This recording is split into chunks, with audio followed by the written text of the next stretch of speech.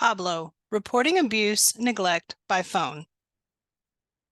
Persons and places depicted in this video are fictional, and any similarities to real persons or institutions are purely coincidental.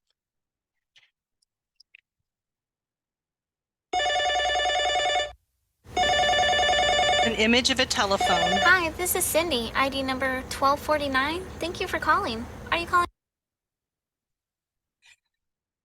A woman answers the phone call in a cubicle in an office and begins typing information on her computer. about a child or an adult today? Hi, I'm a school counselor and I am going to make a report about a child. A woman in a school office calls and begins giving information. Thank you. Before we get started on your concerns today, I'd like to put some information about you on our computer. Can you spell your name for me, please? Do I have to give my name? I was told I could be anonymous. Let me explain that the identity of all of our reporters is kept confidential. A reporter's identity cannot be released by DFPS to the person accused of abuse or neglect. If the investigator needs more information from you, having your name and phone number would be very helpful. Also, if you're a professional reporter and choose not to give your name, DFPS will not be able to provide you with a reference number that proves you called the allegation in. Okay, well, our administration told us that school board voted and said that the principal here at the school is going to make all the reports. I really just don't want to get in trouble with anyone. I understand that, but your identity as the reporter is confidential and will not be released to the principal or the school board. Under state law, anyone who suspects abuse or neglect is required to report it directly to DFPS. This state law overrides your administration's policy. Giving me your name allows me to provide you with a reference number that proves you fulfilled your obligation under the law to report the allegation. Okay, no, thank you for explaining that to me. I'll go ahead and give you my name. My first name is Suzy, S-U-Z-Y, and my last name is Smith, common spelling. Thanks. May I have your address and business phone number, please? Sure, the address here is 1234 Main Street, and that's in Austin, Texas, 78704. And what's your phone number? Oh yes, it's 512-555-1212. And what's the name of the school you're calling from? Ocean Park Elementary. May I have the name of the child you're calling about today? Sure, my concern is over a 6-year-old and his name is Pablo Rivera. Do you have his date of birth? Yeah, let me get it. I have his card right here. Okay. His date of birth is January 2nd, 2005. Okay. What are your concerns for Pablo? Well, he came to school today and he has... An image of the counselor talking to Pablo on a bench appears on the screen. several facial and bodily injuries that they're really concerning. Can you describe those injuries to me? Sure, he has a black eye, a cut lip, and scratches to both his forehead and his neck. Which eye is bruised? His right eye. What part of the eye is bruised? Is it the top, the bottom, or all the way around his eye? Oh, it's all the way around his eye. It's completely around his eye. What color is the bruise today? Different shades of purple, some dark and light purples. An image of a little boy sitting on a bench with a black eye and cuts and bruises on his face appears. Did you say he had a cut lip? Yes. It's almost split, and it's right on his bottom left. It's his bottom left lip.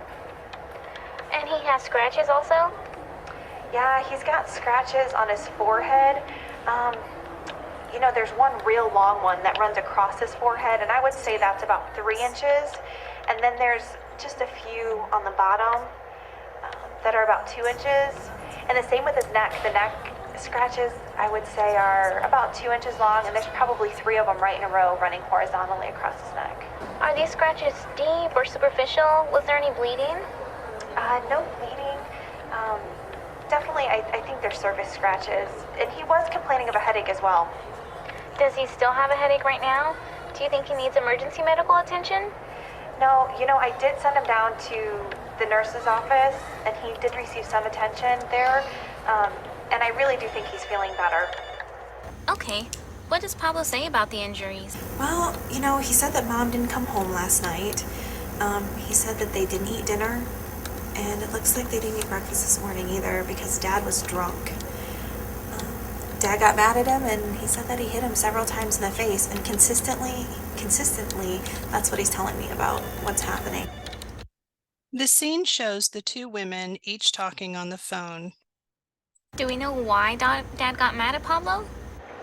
No, Pablo didn't know why. Again, he just said that his dad drinks a lot. I do know from his teacher, though, that his dad recently lost his job, and it seems like Mom's not home very much because she's been pulling double shifts to make up that lost income. That sounds really stressful. What else is going on there? I saw in his file here, it looks like the police have been to the house recently. Looks like it was domestic violence between Mom and Dad. Do you know when that was? Is there a pattern of domestic violence? I don't know. It's just been reported that Pablo said something about the police coming to his house a few weeks ago in a class discussion. Okay, let's go back to Pablo's injury. Sure. Do we know how Pablo was hit by Dad or what he was hit with? I did ask him that question, and he did not say anything. The only thing he did do is he made a fist and kind of gestured towards his face. The scene shows Pablo closing his fist and moving it towards his eye. With a closed fist. Do we know if there's been a pattern of injuries observed to Pablo? This scene shows the two women talking on the phone. Do you know how he is usually disciplined at home? No, I'm really sorry. This is actually the first time I've ever had to speak with Pablo, so I don't know that. Did you ask Pablo if this has ever happened before? No, I'm sorry. I didn't ask that either. That's okay. It can be helpful for our assessment to determine whether this has been an ongoing situation or not. Sure. No, that makes sense. I'll definitely keep that in mind. I do know from a middle school counselor that his older sister, a few months back, had some injuries as well, and I do believe CPS was involved in that situation. Do you know what kind of injuries she had or when specifically that occurred? No, I'm sorry. I don't have any information on that incident. That's okay. Let's go back again to Pablo's home last night. Mom wasn't there? They didn't have any meals? No, Mom, again, Pablo's saying that Mom was at work, and I guess Dad just didn't fix any meals for the children to eat. Do you know if there's any food in the home? I don't know if there's food in the home. I do know that Pablo gets a free lunch and breakfast every day at school. And I think he did say something about his older sister getting him some cheese and crackers yesterday. Okay, so Pablo's receiving at least 2 meals per day. Does he appear to be too thin or have any other symptoms of malnourishment, like a distended belly or circles under his eyes? No, I'm not really concerned about that. He's a little small for his age, but, I really feel like he's getting enough to eat. Especially, I saw him today. He was eating breakfast this morning. Do we know if he saw Mom before coming to school today? I really don't think so. From what Pablo's telling me, I really think Mom goes from job to job, and I don't think she's aware of what happened. Do we know what will happen to Pablo after school today? How does he usually get home? Yeah, it looks like he used to get picked up by Mom, but I believe he rides the bus home. And I'm really concerned because, he doesn't want to go home, and he's terrified. I asked, and it seems like Dad's going to be home today, and Sister is going to be at band practice after school. So he'll be at home alone with Dad. Has the mom been notified of the situation today? I tried to call both numbers. I have 2 work numbers for her, and I've left detailed messages on both numbers, and I haven't gotten a call back from her, and to be honest with you, I don't know if I will. Okay, we have some serious injuries to a young child here. I'll be sending a report to the local CPS office. I can suggest that if Mom has not responded with a protective plan for Pablo by the end of the day, you can notify local law enforcement for assistance. Okay. Well, can I expect CPS to be here today? From here at the hotline, I can't say exactly when CPS will respond. That decision will have to be made at the local office. All right. Well, I hope Mom calls back. I hope so too. We hope that she'll be able to protect Pablo from future incidents. Let me go ahead and get the rest of the information that we'll need for the report. Yeah, sure, that's fine. What's the name of the mother? Mother's name is Imelda Maria Gutierrez. Do you have the mother's social security number or date of birth? I have a date of birth of 3/24/1972, and I don't have a social. It's not listed here. Do you have social security numbers for anyone in the home? Yes, I have one for Pablo. His is 555-55, 5555. Thank you. Do you have the father's name and date of birth, please? Yes, it's listed as Pablo Rivera Sr. Okay, and what's his date of birth? 7/14/1967, and I don't have socials for anyone else. Do you have any information on the older sister? Yes, her name is Maria Riviera, and it looks like she attends Riverbend Middle School, and she's an 8th grader there. Do you know about how old she is? 8th grade, that would be 13 or 14. I would say 14. Okay, that's great. Do you know if there's anyone else in the home? No, that's all that's listed here on his card. What's the address for the family? It is 5678 Eagle, EAGLE, Lift, LIFT, Mountain Drive. And that's here in Austin, 78704. Okay, and what phone number do you have for them? 512-555-3434, and that's listed as a home number. Do you have any other phone numbers for them? Nothing listed, but you know, the secretary does have 2 numbers, the 2 work numbers I've been trying to get hold of Mom at. Would those be beneficial for you all to have? It'd be very helpful for us to have as much contact information as possible. Okay, if you'd like, I could put you on hold for a second and get those from the secretary. Sure. All right, hold on one second.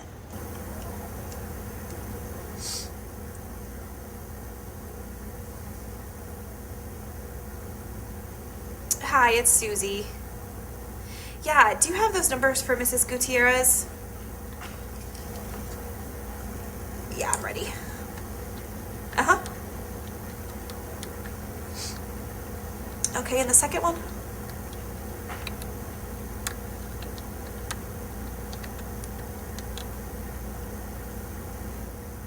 Okay, yeah, thank you.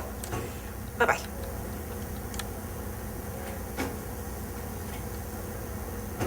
Okay, I do have those numbers. Okay. The first one is 512-555-6969. Okay. And the second one is 512-555-7979. Okay. And those are both work numbers for Mom. Thanks. What race or ethnicity is the family? You know, it's not listed here on the card, so I'm really not sure. That's fine. Do all of the family members speak English? Yes, it says language spoken at home is English. Okay, thanks. Do you have any additional contact information for family members or an emergency contact? I do.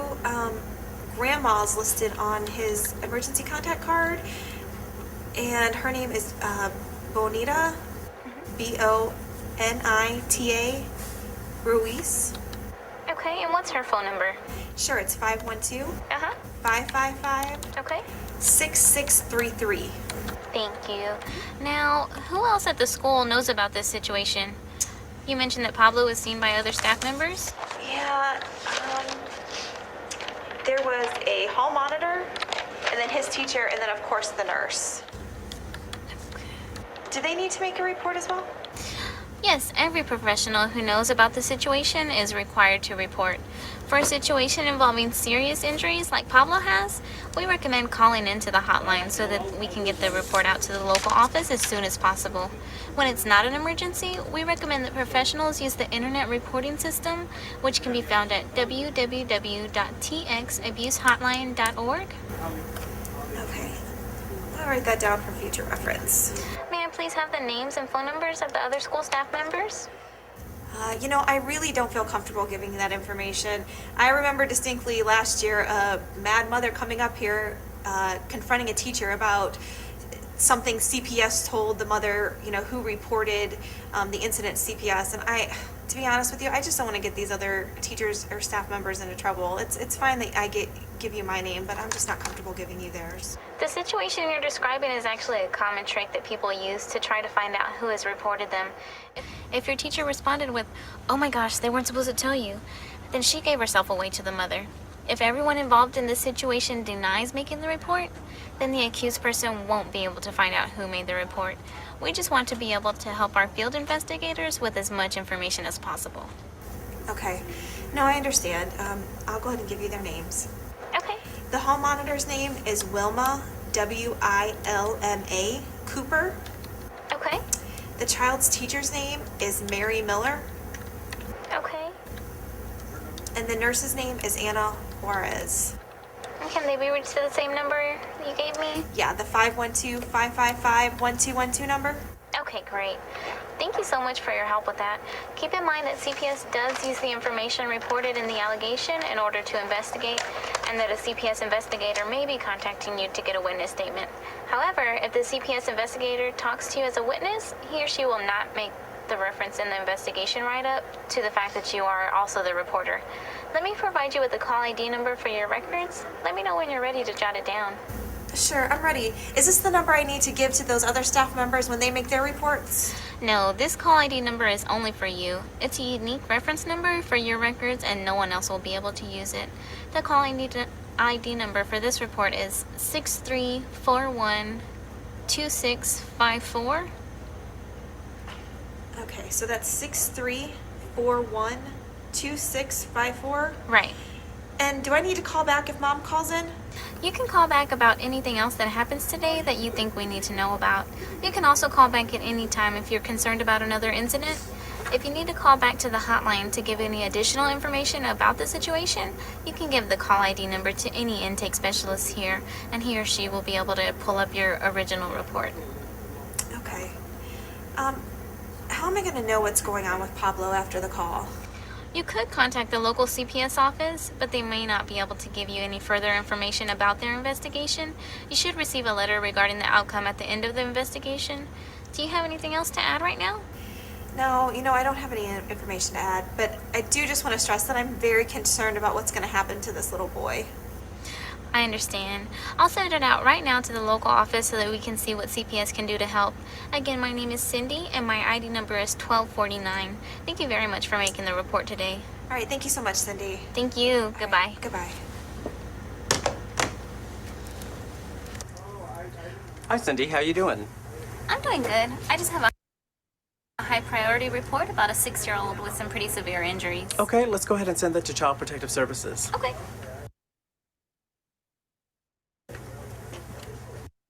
Another employee stops by the woman's cubicle and discusses the case with her.